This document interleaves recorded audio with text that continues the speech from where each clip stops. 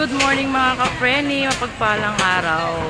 Gusto ko lang kayo i-update sa mga presyuhan ngayon. Ayan, lumubo na naman po ang repolyo.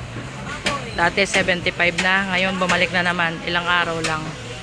Tumaas na naman po. Ang pechay bagyo, 85. At sayote, napakataas na dating 20. Ang sayote, 78. Patatas po, bumalik na sa 100 na naman. Ay, lahat mataas po.